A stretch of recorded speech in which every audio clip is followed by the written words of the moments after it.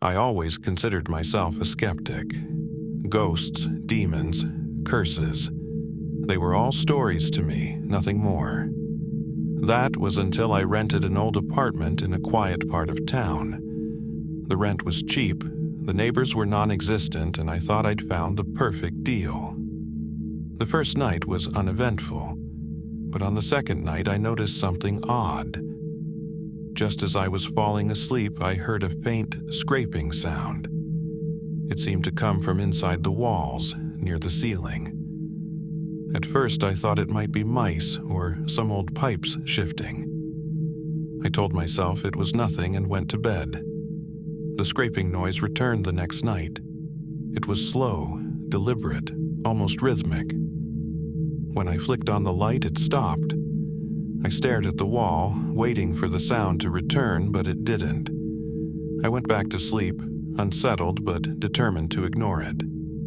A few days later, I was unpacking some boxes when I found an old photo tucked into the base of a closet. It was black and white, worn, and showed a family standing in front of my building. I didn't think much of it at first until I noticed the smallest figure, a young boy, standing at the far edge of the group. His face was blurry, his head tilted at an unnatural angle. That night, the noise changed. It wasn't just scraping anymore, it sounded like whispers, soft, unintelligible, but unmistakably human. They came from the ceiling above my bed. "Hello?" I called out, feeling ridiculous. The whispers stopped.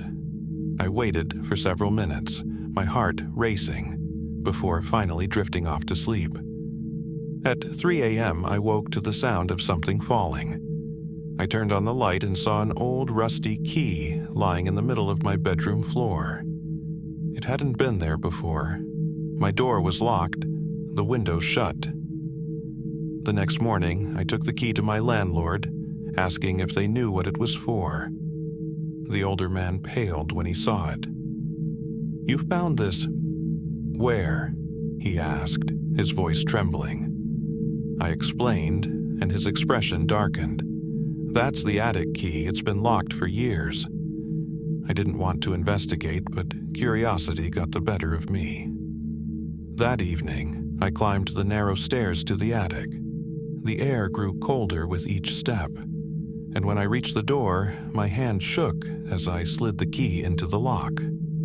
The door creaked open, revealing a dusty, cluttered space filled with old furniture and boxes.